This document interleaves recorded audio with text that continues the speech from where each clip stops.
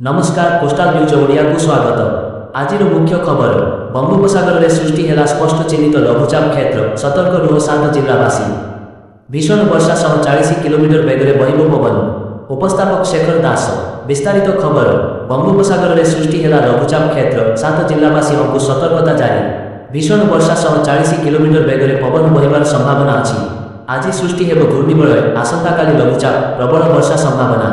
2 तारिख में केउझर बालेश्वर मयूरभंज सह गंजाम खोर्धा पुरी कटक जगतसिंहपुर नयागढ़ और नवरंगपुर कलाहांडी जिलार किछि स्थान में प्रबल अति प्रबल वर्षा हेबा सह 40 ରୁ 50 किलोमीटर प्रति घंटा बेगरे पवन बोहिबार संभावना रही।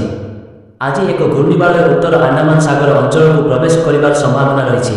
प्रभाव में केंद्रीय बंगोपसागर अंचल में आसंता काली एक लघुचाप क्षेत्र सृष्टि हेब। यह पश्चिम उत्तर पश्चिम दिगरे गति करी पश्चिम केंद्रीय पार्श्ववर्ती उत्तर पश्चिम बंगोपसागर अंचल में आहरी घनीभूत हो अवपातर रूप नेबा संभावना रही।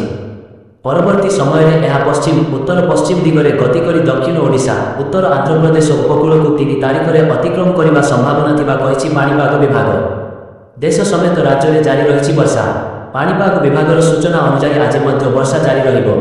तेबे आसंतु जानिबा आज प्रबल वर्षा नहीं केउ सबु जिला को सतर्कता जारी होइछि।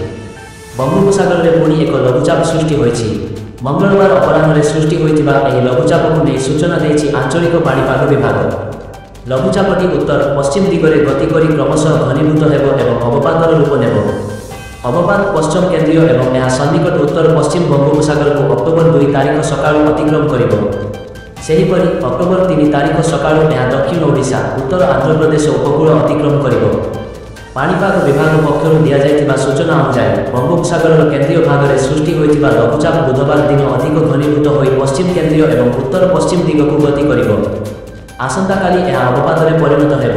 एही लघुचाप फल आंध्र प्रदेश उत्तर और पश्चिम केंद्रीय भाग में विशेष भाव में वर्षा और पवन हेब। यह क्रमशः पश्चिम उत्तर दिगरे गति करिब। प्रभाव में आज घंटा प्रति 30 ରୁ 40 किलोमीटर बेगरे पवन बहिबा सहित गंजाम गजपति रायगड़ा कलाहांडी कोरापुट नवरंगपुर और मालकानगिरी में प्रबल वर्षा हेब। एने एही सबु जिला को जेलो अलर्ट जारी करा जायछि। सेहीपरि उपकूल ओडिशा बालेश्वर भद्रक जाजपुर पुरी केन्द्रापड़ा कटक जगतसिंहपुर पुरी खोर्धा और नयागढ़ सह पश्चिम ओडिशार सुंदरगढ़ झारसुगुड़ा संबलपुर देवगढ़ अनुगुल और ढेंकानाल में मध्य पवन सह वर्षा हेब। केन्दुझर मयूरभंज और कंधमाल में मध्य पवन वर्षा सह घड़घड़ी हेबार संभावना रही। आसंता काली गंजाम गजपति मालकानगिरी कोरापुट रायगड़ा नवरंगपुर कलाहांडी और कंधमाल में प्रबल वर्षा हेबार संभावना रही। लघुचाप प्रभाव में 5 तारिख पर्यंत वर्षा लगी रहिब। मत्स्यजीवी को 4 तारिख पर्यंत समुद्र मध्य को नईबा बारण कर सेपटे देशर राजधानी दिल्ली मौसुमी विदाय नहीं सारी बेले गतकाली उत्तर भारतर किछि राज्य में प्रबल वर्षा होइछि। दिल्ली समेत हिमाचल और उत्तराखंड में बादलघटा होइछि।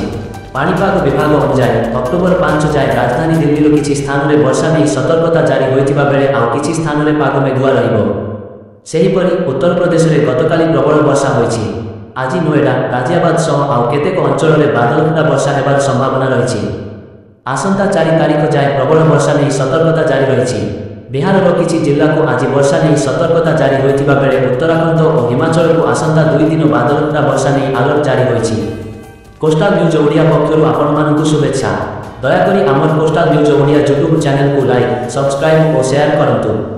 आपण मानक सहयोग आमको सबुबेले सर्वाधुनिक और नूतन अपडेट खबर आनिबाकु उत्साहित करिवो।